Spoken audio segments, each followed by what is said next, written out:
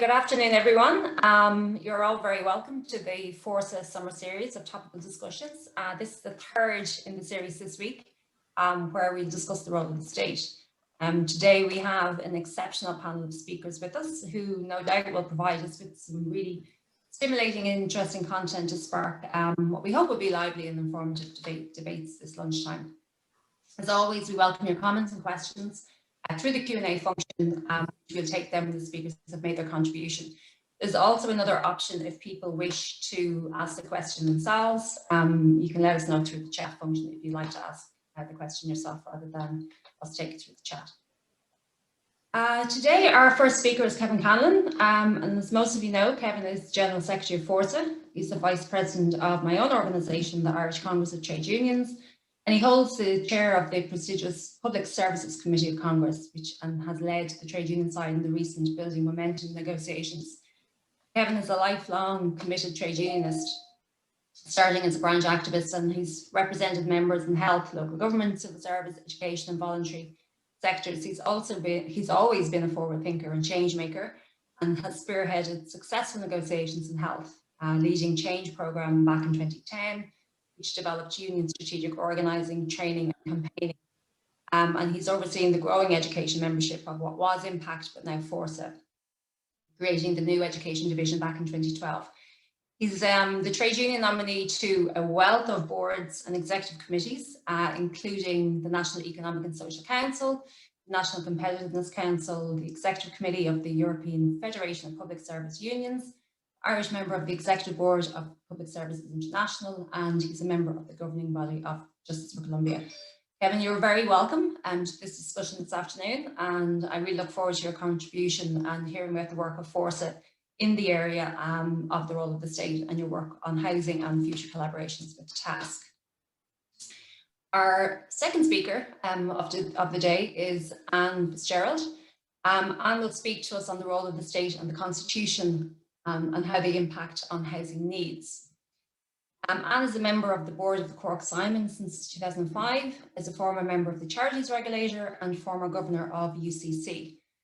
She was called to the bar in 2010, having previously practiced as a solicitor in Fitzgerald Solicitors Cork, which she set up in 1981.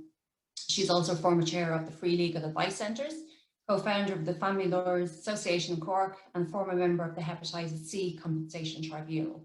She's also campaigned for the introduction of divorce. She's currently a member of the Home for Good steering group, an alliance of individuals and organisations pressing for a constitutional referendum on a right to housing. She views an established right to housing as providing another building block in the suite of measures to provide adequate, secure and affordable housing as part of the common good in this jurisdiction. And you're very, very welcome to the session, and we look forward to your contribution today, particularly in the issue of housing, which the trade union movement has been to the forefront, I think, in the last number of years. So I look forward to hearing your views on how we can get out of this crisis. Shana Cohen is our third and final speaker today, and Shana is Director of Task. She studied at Princeton and Berkeley, receiving a PhD in sociology, and has continued to research how economic policies have influenced political and social identity. She's taught in a variety of world-renowned universities, including George Washington, Sheffield and Cambridge, and has taught in the areas of global social policy, globalization and human services. She has an extensive experience working with NGOs and community-based organisations in project design, management and evaluation, along with some consultations with the World Bank and the Grameen Bank Foundation. Shana will outline the options for the Irish government for the state's role going forward in a volatile international context and in light of international policy debates, and she'll critique arguments that focus solely on the state and not public engagement. So today our topic is not just something that will interest economists and political activists. It's fundamentally important to everything that we do and have fought for decades in the trade union movement. It's also significant for anyone who's interested in creating a decent society with concern for its welfare, achieving equality of access, or providing a standard of living which would enable all to lead a long and prosperous life, perhaps reaching their true potential along the way. Way back in history, the ancient Greeks believed that the state was the source of all standards of human life. And whilst you may or may not agree with that, the nature of the role of the state, be it narrow or broad, has a really profound effect on the lives of all our citizens. And this question is as relevant today as ever, and certainly will be in a post-COVID world. Unfortunately, the last 4 decades, or I suppose as long as neoliberal ideology has been the orthodoxy, we've been told that government should stay out of the market, which it knows best and is all-knowing, and only allows government intervention for something unlikely like crashes or shocks, which we've only seen in the 30s, the 70s, the 80s, and again in the 90s. It was acceptable for the state to take a more prominent role at that point by picking up the tab to rescue the market, providing bailouts for the private sector and socialising the losses. And we all know what happened there, who suffered the most, and the subsequent devastation wrought across public services, not to mention employment. And this really can't be allowed to happen again, certainly not in a post-COVID world. The question of the role of the state has often been reduced to a conversation about its size and shape, and confining it to a role of non-interference with a narrow policy programme being the preference of neoliberal ideologues, which leaves a broad programme of liberalisation, globalisation, commodification, consumerism and financialisation for private profit. Almost, it would seem, without examining the impact on those who most require essential and basic services, which have either been slashed or outsourced. And almost certainly such policy choices increase inequality gaps. The continuous liberalisation doesn't guarantee the adequate provision of services, nor does it guarantee decent work or standards of delivery. And the privatisation of all types of care in this country is one example of this. So you can think expensive childcare, the impact of COVID on private nursing homes, and outsourcing of elder care in the community. The financialisation of the housing market has not gone well either. Although government persists on relying on the private sector to deliver a resolution to the housing crisis, which is rolling on now more than 7 years. And it's another real example of the failure of the private sector to provide what society requires, even when the success of the provision of state housing schemes is in living memory. There are plenty more examples, but today is about reimagining the role of the state and how we have the opportunity as a cohesive trade union movement in a post-COVID environment to reshape the world to one in which we want to live and thrive.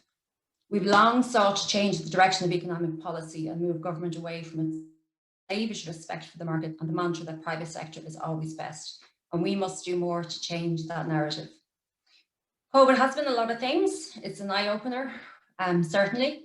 Although labelled as the worst episode in world history since the Second World War, not only in health, but in economic outcomes, it has revealed some truths which we've known all along. COVID has shone a light on the enhanced role that the state can play, given the right resources and funding. Only the state could have stepped in when the pandemic struck and had the expertise to deal with a public health issue of such magnitude. And although we might be critical of some aspects of health and public policy during the darkest days of the pandemic, the rollout of the vaccine, certainly in my opinion, has been a good example of effective and efficient state programmes. And whilst we laud the collaborative nature of Big Pharma in pulling together to find an effective vaccine, the role of the state has been instrumental in this success, providing much needed investment and removing traditional industry risks such as scientific or safety and efficacy failures. It's also shone a light on the provision of essential goods and services provided mainly by workers in low income, outsourced and precarious situations. Think hospitals, supermarkets, cleaning, transport, waste collection and postal services, to mention a few, without whom survival during the pandemic would have been a lot more difficult. Many of our members put themselves on the front line during the pandemic, and this we must not forget. The state must provide adequate services accessible to all, improve employment protections, increase minimum wages, such as to the living wage, and provide and establish a robust collective bargaining legislation and union recognition. So I believe for today, we need to ask some questions about the type and quality of government we want, the society we want to live in, the range of services which are essential to a decent quality of life, how they can be provided, and how the state can better regulate private industry where they have a responsibility to provide essential services. We must question the government and private sector failures to deliver with the same veracity that the private sector questions the state to provide services in markets they deem ripe for commodification or liberalisation. In a time of crisis, it's the state who can and does step in In a time of crisis, regardless of the nature of the crisis, it's to the public sector and its workers that we turn time and time again, who always step up to the task in hand. Surely, if they are good enough to get us out of a crisis, they can be given adequate funding to provide efficient services on a daily basis. So just to say, in a post-COVID world, we can't go back to the old ways. We must build back better. And on this note, I'll ask Kevin to talk about the plans that he has in Fórsa in this area and how they plan to campaign on issues into the future. Thanks, Kevin. Thank you, Fiona, and good afternoon, everyone. I'm really pleased to participate in this discussion, as I think it's really timely and important. So well done to you, Fiona, on your opening contribution. I'm really looking forward to Anne and Shanna's follow on. The first thing I suppose that I'd like to say is that I think that there is an absolutely fantastic opportunity for us now to change the way things have been done. But it's not just an opportunity. I suppose if there's one message I would like to relay today, it's that I think it's our joint responsibility in order to seize that opportunity and make it happen. And that is going to mean setting aside, political differences, maybe even some tactical differences, and at an international level, setting aside some national considerations in order that we avail of this opportunity. When I think of the state, obviously, I think we think of public services and quality public services, and I couldn't help reflecting back during the financial crash and our attempts to defend the attacks on public services. We were using this line that, public services civilize society, and I think that that's very true. Since that time, we've seen the development of the concept of the public sector duty, more correctly, the public sector human rights and equality duty, rooted in the European Convention of Human Rights. And I think it's something that really now, in the wake of the pandemic, I think we can revisit afresh and get our point across, because that's, I think, our key job is to make the case, make the argument, to simplify the messaging so that the wider public and citizens understand these concepts, sometimes maybe for the first time, that they fully understand, what we have to say. So I think that there are three particular imperatives which, as a result of the pandemic, can cause a fundamental rethink on the role of the state. The first is that the pandemic itself exposed weaknesses in our infrastructure, our public infrastructure, and has shone a light on past mistakes of policy. Maybe most obviously, when we look at the health system itself. So there's been a huge amount of emphasis on resilience within the healthcare system. Correctly, that emphasis has been placed over the last 15 or 16 months or so. But we know that our own particular health system in this country is hard to explain to anybody else internationally. It's a hybrid system, really set up to protect certain, fairly small vested interest groups, to really absolve the state of having to fulfill its full responsibility, linking it to, a private health insurance industry and so on and so forth. But without getting into all of that, we know that the two-tier system has really run against effective care for the entirety of the population. And it has also, I think, held back the potential of the workforce to actually deliver a world-class service, because there are so many people who enter into the health service hugely qualified, hugely skilled, massive academic background, who just get worn down by the fact that there's a fundamental flaw in the system. So I think the urgency behind accelerating the Sláinte Care program is one thing, but it's not just, I think, the weaknesses that have been exposed as a result of the pandemic, it's also going to be, and I think this is going to be an increasingly important issue going forward, is the consequences of the pandemic. So whether it's, you know, the interruptions to schooling, the interruptions to, you know, academic courses, and how that played out in terms of equality, because we all know that it was the children who could least afford it that have suffered the most as a result of those interruptions. So, you know, the children who are, you know, in homes where they have the space to study, maybe supported by, you know, very motivated parents with access to the technology, are obviously in a different situation to those children who don't have those supports. I think mental health, undoubtedly, I don't think we know the full story in relation to that, but I think there's a wide public acceptance that we are going to have mental health issues as a result of the pandemic. And we also know, you know, that there are issues in terms of, you know, the role for local services and how local services can support the population. In terms of children's rights, I think children's rights is something that, you know, it's principle 11 of the pillar of social rights. I think we are going to have a fresh opportunity to put focus on all of that. So I suppose the first issue I'm identifying is weaknesses in our public infrastructure exposed as a result of the pandemic, and consequences of the pandemic itself for future public infrastructure.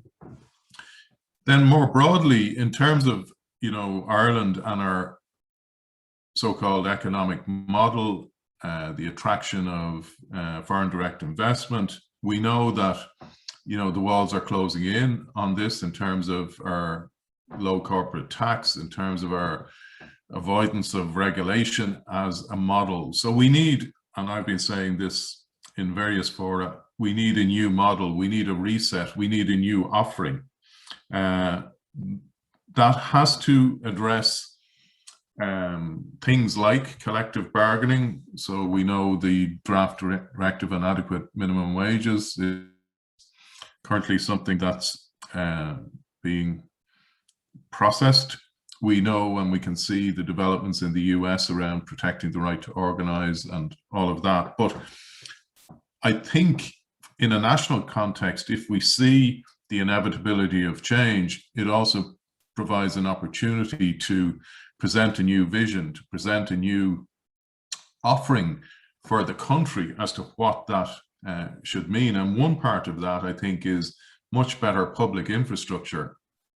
I mean, as you mentioned, I'm been a member of the National Competitiveness and Productivity Council, as it's now called, for about 6 years. And while there isn't a whole lot that I tend to agree with most of the other people on that, one thing that we've all agreed for those 6 years is that we need to invest more in our infrastructure, higher education, housing, healthcare, childcare, all of these areas.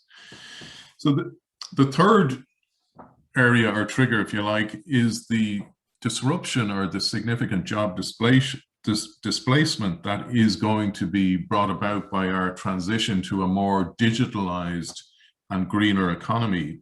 So whether it's automation or artificial intelligence, the shift to low carbon will have a radical impact on employment.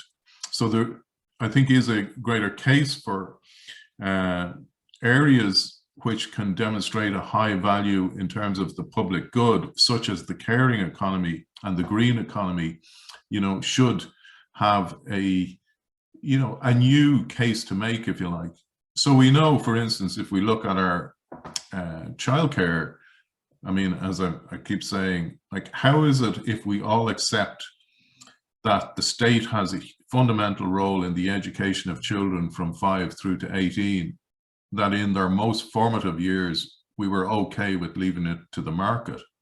Or how is it that if we have elder care heavily outsourced and marketized, where we have more difficulty in maintaining standards, where we have recruitment and retention difficulties, a high preponderance of migrant workers, all of those issues, and more difficulty in terms of industrial relations and collective bargaining, you know, there, I think, has to be a new focus on that. From a Fórsa point of view, as you mentioned, we've been involved in a number of campaigns, including the More Power to You campaign, which has picked up the challenge of the fact that we have the weakest local government in Europe, and by extension, the weakest local democracy in Europe. And we're campaigning, obviously, for stronger local government and better local services. We've chaired the Education Futures campaign since its inception, which calls for a publicly funded system of higher education that provides universal access, high quality and decent work. And again, as you've mentioned, we've played an active part in developing the Home for Good campaign since its launch, advocating for a constitutional right to housing.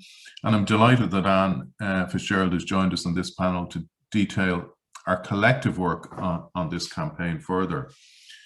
And I think, as you mentioned at the end, we've also recently commissioned Task to conduct a major piece of research to try to draw together these various strands, to try and sharpen up the messaging that I mentioned earlier, so that we're best placed, not just as Fórsa, but as the wider trade union movement, to make the case, because we are at a point where there is an opportunity where maybe those people who have a different view are on the back foot, but they're only waiting until this passes to reassert themselves again. So we need, obviously, a compelling vision for a more active, a more entrepreneurial state that is fit to address the major challenges we face as a society, and that and as we emerge from into a post-pandemic world. So Shana Cohen, the director of Task, has also joined the panel, and I know she'll talk a little bit more about this. So if we're serious about an intelligence economy, then we need greater public investment in higher education, research and innovation. If we truly want Ireland to be a great place to do business, then that cannot be decoupled from ensuring that the country is a great place to raise a family and to grow old. That's why we need a public care model from cradle to the grave, rethinking how we value the caring economy, and investment in childcare, elder care and home care to match that. If we're to have any chance in delivering on the ambitious targets or requirements set out in the Climate Action Plan and the idea of Europe being carbon neutral by 2050, we need the public sector and local government in particular to play a driving role in this. Of course, if this is what we collectively want to achieve as a society, then for it to work, we'll have to get real about taxation. And maybe it's a truism, but if we want to have Northern European levels of public infrastructure and services, we will require a fundamental review of our taxation system and a gradual shift. And we know we have the recently announced Commission on Taxation and Welfare, and how that proceeds and how we need to respond to that, I think, is going to be important too. At a broader European or fiscal level, something that slipped through somewhat unnoticed in Ireland because of our focus on all of the calamitous things that followed the financial crash was the revised EU fiscal rules and the system of economic governance. And although this has been set aside as a result of the pandemic, one of the things that's interesting to observe is the way in which the country-specific recommendations, which form part of that, have developed. And actually, last year in 2020, after the onset of the pandemic, we had a set of country-specific recommendations that, in my view, marked a significant departure for the better from ones that preceded it. This year, it's been decided not to proceed with country-specific recommendations, but to blend all of this into the work that's been going on around the recovery, the RRF, the Recovery and Resilience Facility.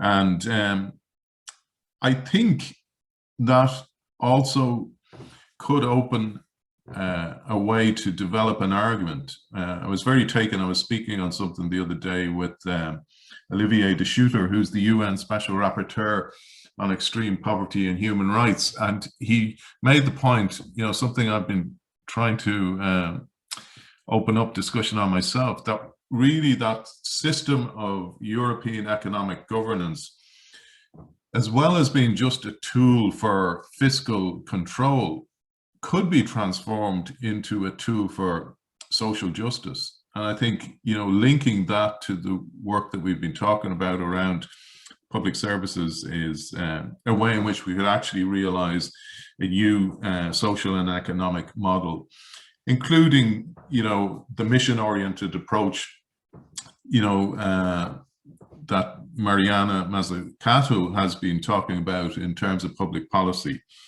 So instead of the state just being reactionary and led by the market, the state needs to become more active and entrepreneurial and shaping the market. And I think that's, you know, it's a big picture idea, but one that we need to put into kind of simple concepts. So again, as I've been saying at the divisional Fórsa conferences during May, if we come out of the pandemic, we have to see ourselves as coming out of the pandemic with better lives, with better work and working conditions, and a better planet. And how all of these things work together, I think there will be a new receptiveness on the part of the wider public, I think, to entertain these ideas once they can be expressed in a way that they can relate to.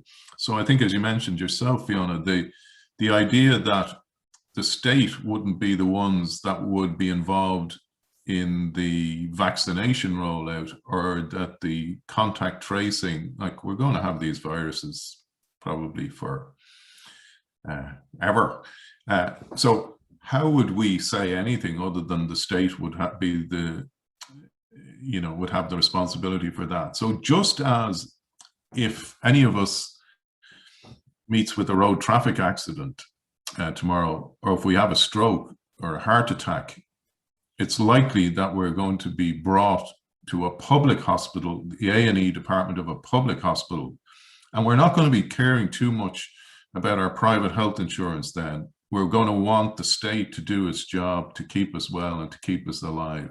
And that's, I think, why I think, finish, we have this opportunity, but most importantly, we have a responsibility, all of us progressives, to work together to actually make it an actuality. It's great. Thanks, Kevin. It's very comprehensive, you know, putting a lot of big issues on the table. And you're right, I think there is a need for the big picture approach, because there are big, huge issues. Any one of those issues you listed is a mammoth task in itself. So I think there is a need to get the most progressive minds together, you know, to work together on changing that narrative and changing the complete resistance that the state can play a positive role in the country. You know, I think there's always been that resistance, and we need to change that. And I look forward to, you know, working with yourself and Fórsa in your campaigns into the future. I'd like to ask Anne to make her contribution now around the issue of housing and the campaign she's involved in. Thanks, Anne. Okay, yep, I'm fine. So the centrality of the right to a home as a basic human right is something I think that a lot of people buy into. However, the Irish Constitution is entirely silent on the right to a home, while at the same time the Constitution gives full recognition to the right to private property. By contrast, back in 1948, the UN Universal Declaration of Human Rights recognized the right to a home, as does the UN Convention on the Rights of the Child from 1990. Equally, the European Social Charter, of which Ireland is a signatory, recognises it, and as does the legislation of a number of European countries, including Scotland and France. And a number of constitutions in Europe have a right to housing in their constitutions. Finland, Belgium, Portugal, Sweden, for example. 81 constitutions worldwide have included it. So, you know, we are, if anything, an outlier in that way. What does it mean that it's not in there? It means that if there is no right to housing in the Constitution, there is no real recourse to it. And equally, there's no legislative right to housing in this country either. Any legislative rights are discretionary to the local authority and so on. So in 2012, there was the Convention on the Irish Constitution, and a massive 84% of those attending were in favour of holding a referendum to include a right to housing in the Constitution. And that sort of gave the impetus to the founding of our little group called Home for Good. And around the same time, I think this would be in about 2016, Raise the Roof began. I think perhaps it was a little bit later.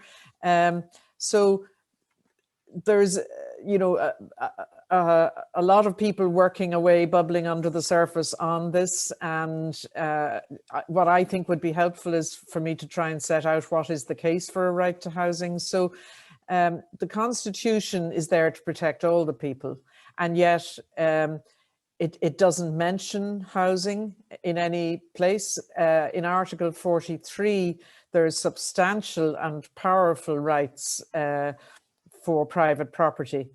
And it says that, you know, the rights of private property are to be balanced against what's called the common good, but they don't tell us what the common good is. It's not defined anywhere. So you're sort of left guessing. It doesn't provide any express right to a home or adequate housing, despite a home being fundamental to the dignity of each of us and an essential foundation to a person's participation in society. So Home for Good are of the view that it's time to rebalance the Constitution in order to you know, recognize that right. So why do we need a referendum? Well, as I've mentioned, Article 43 and Article 40.3 both recognize private property, so that every analysis in terms of property begins from that perspective. And every point of discussion, the starting point for discussion is the private interest of property holders, and it's cast in opposition, if you like, to the common good. So we believe that a more effective way of dealing with this is to insert a new standalone right into the Constitution, and I'll come to that in a moment, where there would be a balancing between the right to private property. We don't have a difficulty with the right to private property continuing in the Constitution, but it needs to be balanced against the right of those who perhaps don't have the perspective of owning a property at any stage. So we want to remove the overly narrow interpretation and frame the state's role in housing not only as a protector of private property rights, but as a protector of our human right to safe and secure housing. So what is the practical reason, and what would be the practical effect of a referendum? What we all knew in our waters, if you like, on Home for Good, was that there was a barrier to legislation passing through the Oireachtas.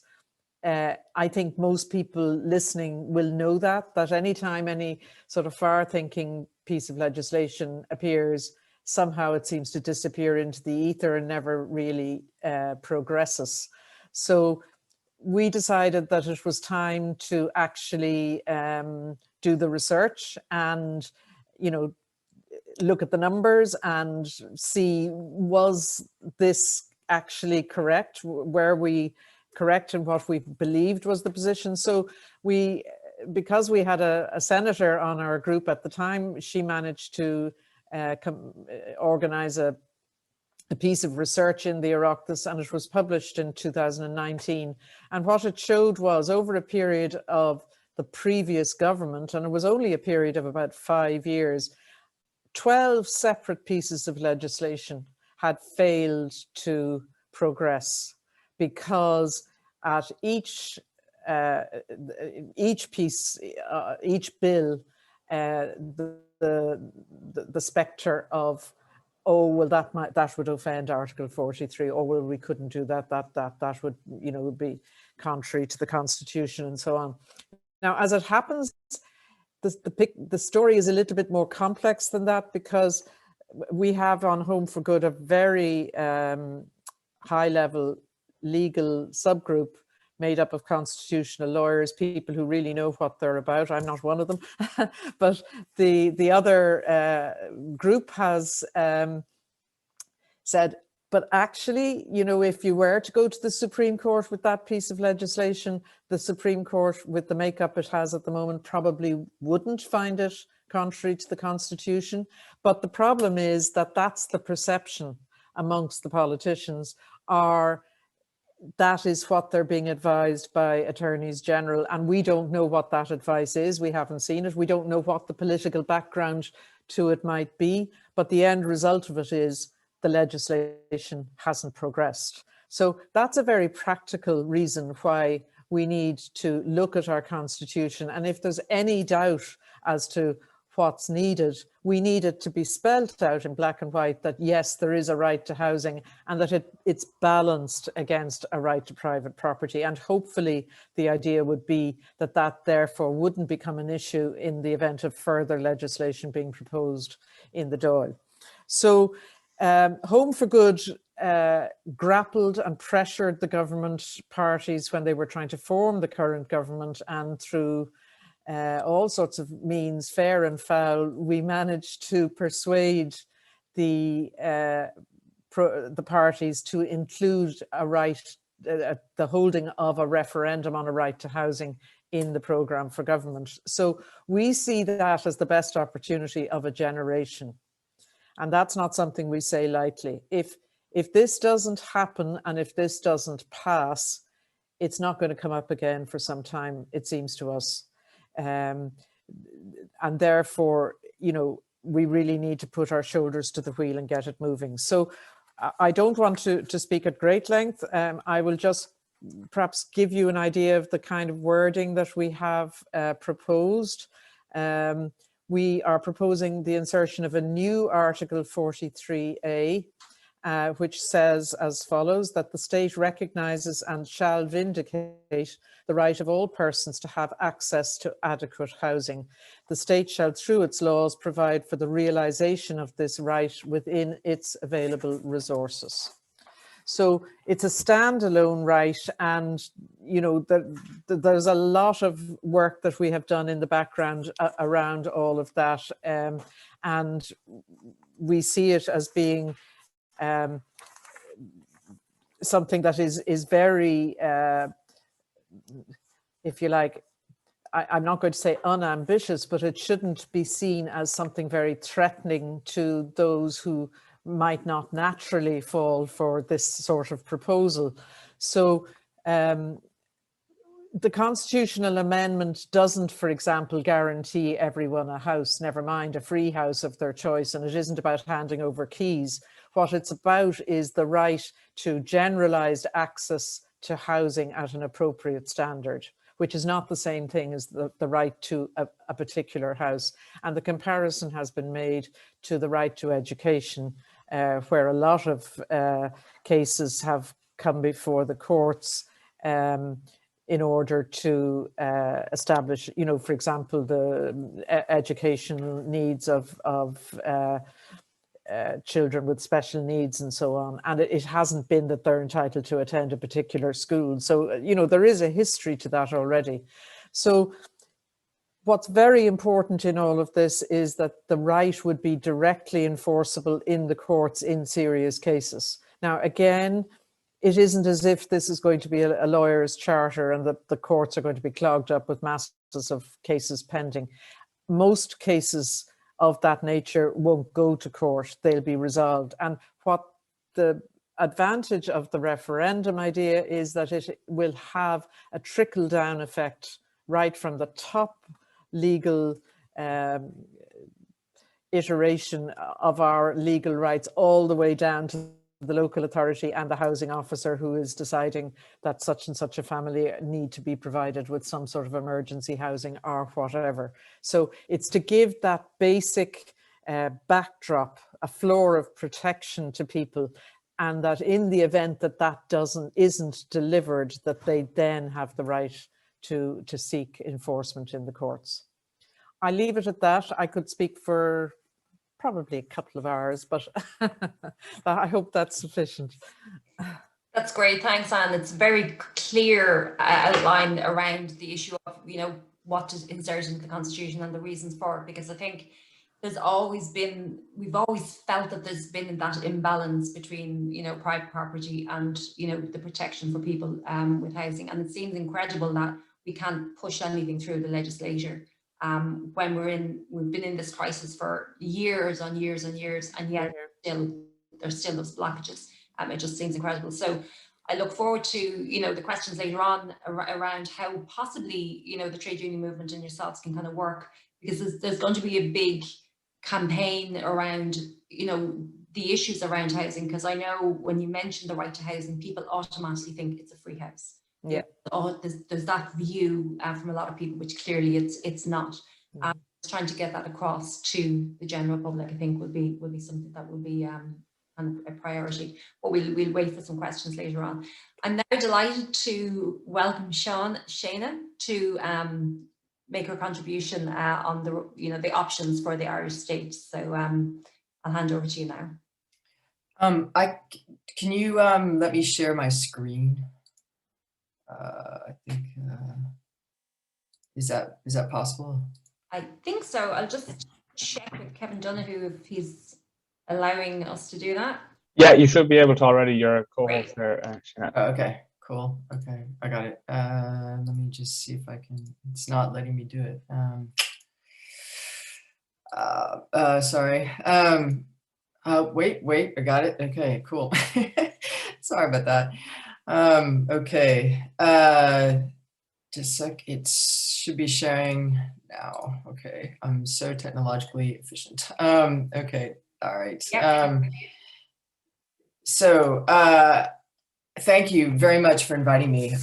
I really appreciate it. And my comments actually do follow on from Kevin and Anne's in the sense of both looking at the role of the state post-pandemic, but also how the state can be more trusted by the public and can engage the public differently, considering the disillusionment with the state that we've seen in repeated polls and voting rates. You just have to look at the recent French regional elections and the sort of abysmal turnout to consider that point. So what I'm going to talk about today is fairly abstract. We, as Kevin mentioned, we're doing a report, some research for Fórsa, and we're just starting it. So the practical details of it will have to come later. But I actually think that abstract conversation is really important because for decades now, we've been engaged with a particular model of the state, which is essentially a neoliberal vision of the state subcontracts out its duties to the private sector because the private sector works more efficiently and the private sector is better. In general, the private sector is better at solving social problems, the private sector is better at managing staff, and the private sector costs less for the state. So you can justify a lower tax model because you don't need the revenue to pay things like pensions for public sector workers.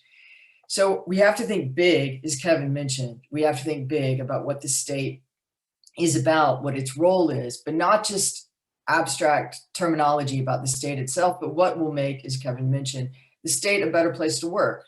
Like if you're going to go to work for public services, what will make it a good career choice? What will make it a happier place to be? In addition, what will make the state more effective as a public sector in addressing social problems?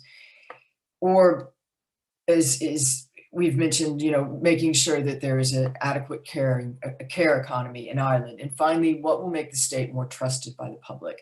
Because as I'm going to discuss very briefly, there are three models really that we're facing right now. One is being bold and changing the state, which will require some sort of serious conceptual thinking.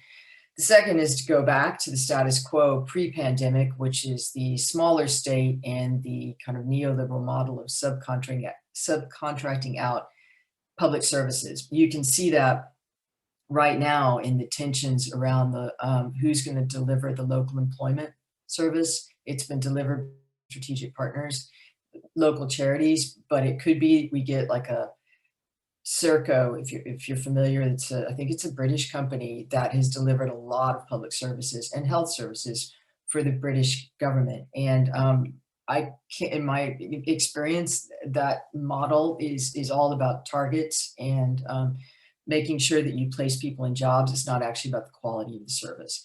And I can talk about that later. But it's how do you change that? How do you make it more appealing and more necessary to work with community organizations rather than going for what you think is the value for money approach? And in doing so, you'll engage the public, hopefully, in a way that they trust what the state is about. So we break out of this vicious cycle. Anyway, to move on, there are 4 current themes and policy debates within democracies. Now, in democracies, what I was trying to say, and I lost my train of thought, was you have the bold vision of going forward. You have the liberal market democracy, which is going back to the status quo. And then you have illiberal democracies, which is the Orban model or the Duda model in Poland. And increasingly, I would say the British model, which is under Johnson.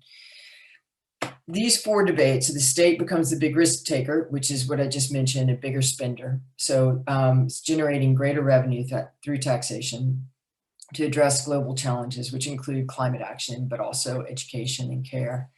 So economic growth is less important. And this comes out of like the model, Kate Raworth's model of donut economics, where it's less important than other priorities like climate action. So you're not wedded to GDP. And the current government says it's not wedded to GDP, that it's also prioritizing well-being. And there's an effort now to implement 33 well-being measurements that would become part of government policy going forward. And that would be great because it would make the GDP less important. And then that disrupts this whole model of what the state is about and how it should function.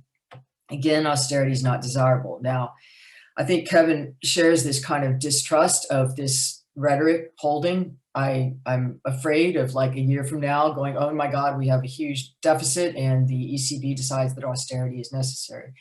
But for the moment, it's let's print money, which is modern monetary theory, and we're going to tax corporations and individuals so we can pay our bills. And President Biden is leading that effort, but I think that the quick sign up by among the major European economies means that the moment is there, and I think it will happen. The 4th is not as articulated as it should be, and I welcome the discussion about like a referendum on housing because we need better citizen engagement. You can see, not just in voting, but again, the fact that young people don't really trust democracy to protect their futures. You can see that in polls that there's greater distrust of democracy. That's very dangerous. We need younger people to think that democracy holds the key to a better future. So this is the policy context that the Irish state is looking at right now. Again, tax reform, which is accelerating and I think will happen in the next year or so. There is the fact that Ireland is in the Eurozone and would be wedded to ECB policy. There's the pressure for carbon emissions reductions, and there's been a lot of discussion about the climate action bill and the fact that Ireland is behind and will probably have to pay the fine in 2030. It's also meeting other targets that the EU has set, like childcare, and has been reprimanded for failure. Not just that, but if we're talking about higher education, it's behind where it should be in investment in R&D. Within Ireland itself, there's an aging population that the healthcare system is not prepared for. Also, in terms of just welfare, if you look at retrofitting as an example, if we're going to talk about housing, Ireland actually has a high rate of death during the winter because the houses aren't constructed properly to retain heat, and the bills are too high. So if you're going to build, you also need to build sustainable housing where the heating bills are lower, and that needs to be a fundamental part of the conversation. Retirement age is still under question, although I guess if the government changes, it may not. But and then just as a specific note, the age-related public expenditure will rise by more than 3 percentage points of national income by 2030. And that's simply to maintain service at existing levels. So you can see that it's going to cost more to maintain what we have, much less think big. And that's why different sources of revenue are important. Okay, so the options for the Irish state, again, are business as usual, plus, tweaking here and there, gradualist intervention in housing and health. And those would be the two political priorities. The risk is failure to address the depth of social issues and inequality, particularly the educational gap. And again, I think there'll be measures to address it, but if it's very targeted and very specific and operating under the same model of let's achieve quantitative targets, it's not clear that that will achieve the qualitative impact that's necessary. The risk is that you have growing political discontent, especially among young people. And in a volatile European and global context, that is a big risk. The second is the bolder interventionist state. And you have a dramatic increase in investment in housing, healthcare, climate action, and higher education. Now the risk again is a high deficit, and you're leaving particular groups like farmers you're leaving them behind. And you can tell from the recent protests that that might not be the last time farmers protest in terms of climate action. So there have to be mechanisms in place to make sure that no one feels like they're left behind, so you don't have the political backlash. Now, as Kevin mentioned, one of the most oft-cited thinkers now, because her work is very timely, is Mariana Mazzucato, who's a British-American academic. And I'm going to critique her a bit as well, echoing critiques of her work. But she's like, the state has to be really ambitious and the state has to work differently. So you have economic growth as not only a rate, but also a direction. And that echoes other thinkers like Kate Raworth, whose work on donut economics is about we should not be fixated with economic growth. ESRI just published a statistic about 11% growth in Ireland, and the government's like, yeah, that's great. But that conversation needs to be associated with how that growth is going to help people who particularly need it to help. So the low wage sectors like hospitality that may not rebound very quickly if they rebound to the same level at all, considering the necessity to act in terms of climate. So we can't just fixate on that figure. And she also talks about how innovation requires investment and risk taking, and that what she's looking at is state private sector cooperation, which is how Silicon Valley got its start, where the state cooperated with Stanford University, and then you had the boom in technological innovation. So it's this role of co-creation, and a lot of you, forgive me if I'm repeating something that you already know. And then you have successful innovation policy combines the need to set directions from above with the ability to enable bottom-up experimentation and learning. I don't think this is the part that's articulated well enough. I think this is the area that we need to think about very carefully, and where unions have a role, because they are a middle-level actor. They engage with the state, but they also are engaging with workers. And I think that that's something for unions to be articulated going forward. How can unions not just, you associate unions with protecting worker rights, but they have a social and political role that actually goes far beyond that. And not to advertise task research, but we have a project now that's finishing up on migrant workers in low-paid sectors like agriculture and care. And it's in Ireland, Germany, Greece, and Spain. And the universal finding across the 4 countries, but particularly in Germany and Ireland, is that unions are the only platform for bringing together migrants with so-called indigenous citizens in a platform that doesn't label them as migrants. Everybody's the same and everybody engages. And it's one of the few ways for particularly migrants in low-wage sectors to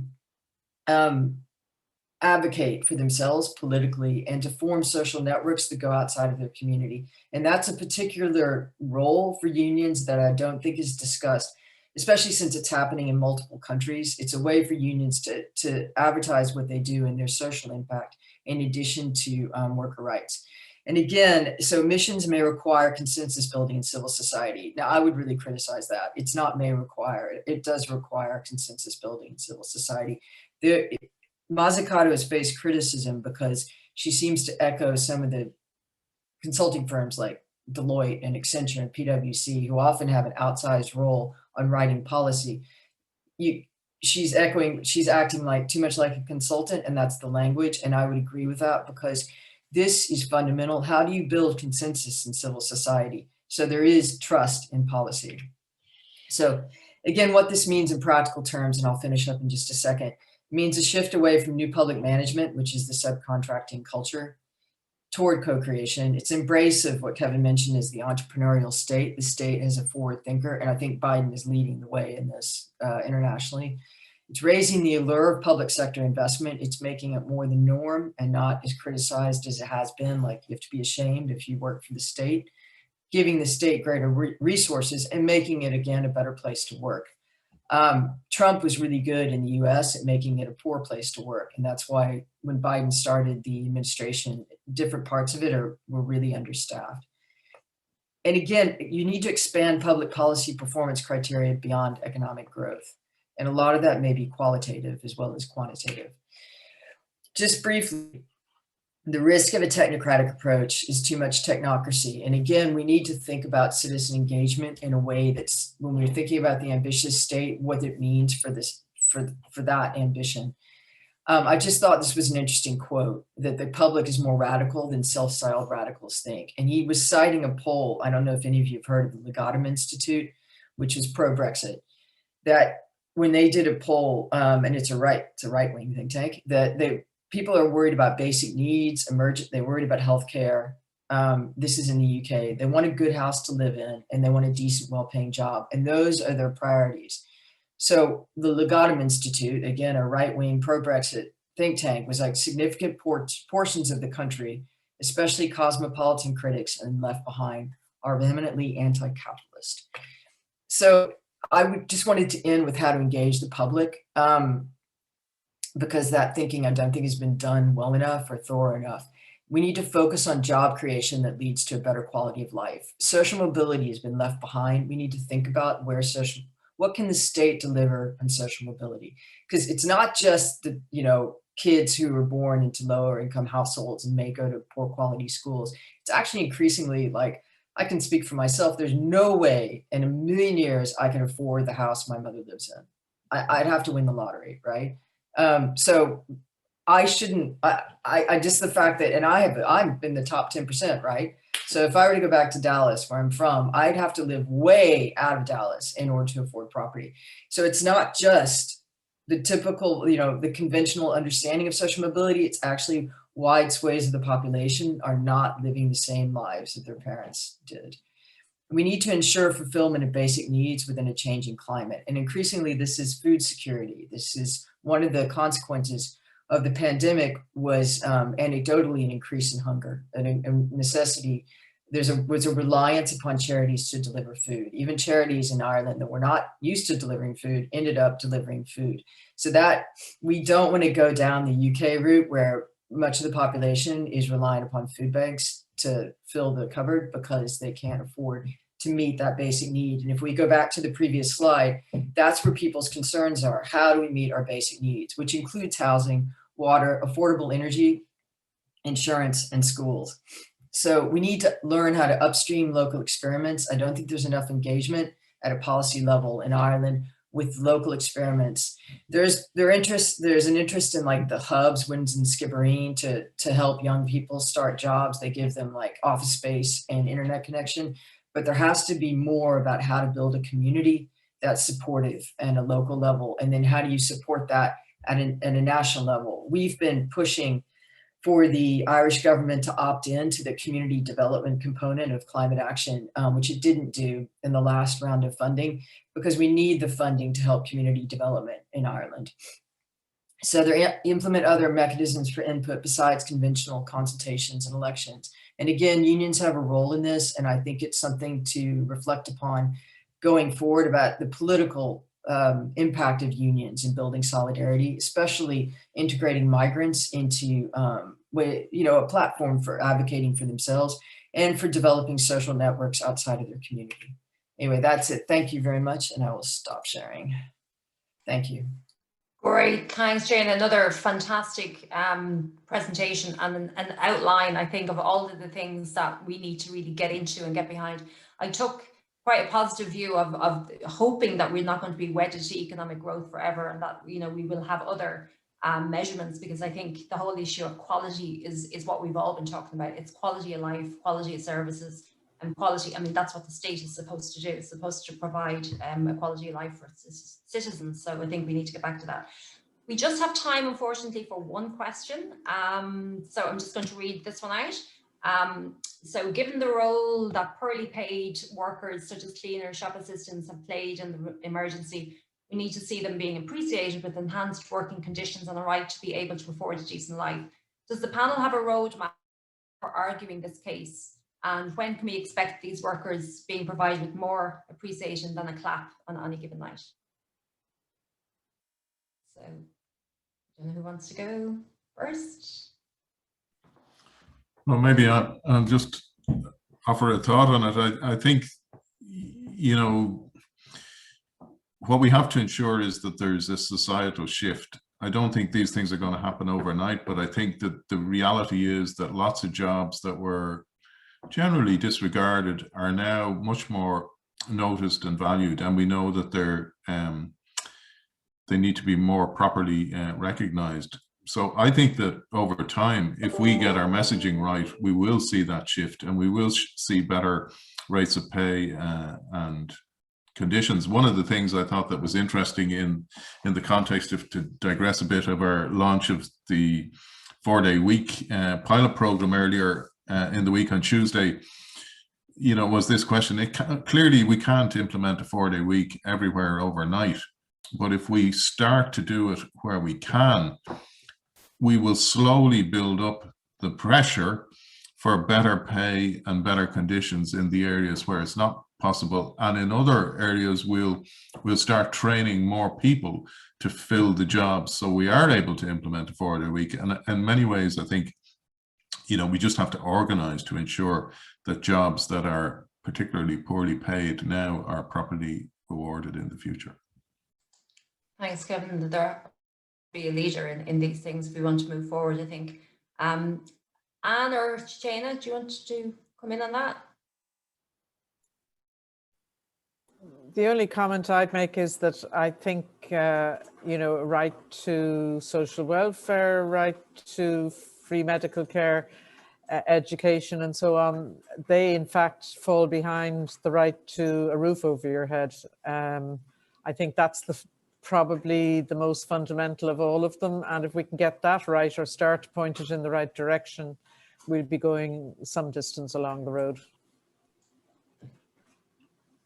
I just would add that one way of addressing sort of poor quality work, and a lot of those workers are actually migrants, and they end up sometimes, especially in care, they end up in exploited positions that they, you know, work under informally. The Irish government could encourage things like co-ops or social enterprises more than they do. There's kind of there's an embrace of social enterprise, I think, more for the enterprise element than maybe the social, because it's, again, the market. But cooperatives used to be more prevalent here from what I understand, and they've fallen behind. So I think one way to address poor paying work is to do it like the MRCI has done, which is to create a cooperative care agency with migrant workers. And rather than relying upon the public sector to change worker habits, also introduce competition where you have better working conditions, or worker-owned enterprises. Great, thanks, Jen. And I know there's a very active Dublin food cooperative, and they've been looking at Deliveroo drivers. I was on a conference recently about that, so there's a little bit of that coming back. It is slow though. I just have to draw this to a close because I think we've gone past our time. It's 2:05. I just want to say thank you very, very much to all our speakers. It has been a fascinating discussion. There's plenty of work for us all to do, particularly, you know, in the last speaker, Shana talked about the role of the trade union movement as, you know, us having a social and political role. And I think that's really, really important. I think we need to, you know, collaborate and work together. I also think that we should be encouraging young people to get involved in the trade union movement, to become more political, because I think that's really, really important into the future. Taking the point on board to increase citizen engagement. And I think engagement in the trade union is probably one of the first things you can do to become politically engaged. So it's something we would always encourage. Anyhow, I just want to say thank you to our speakers again. You're fantastic. I could talk about these issues all day, and I want to thank our attendees for attending, and for Fórsa allowing me to moderate this. I hope everybody enjoyed it and found it beneficial. Thanks again.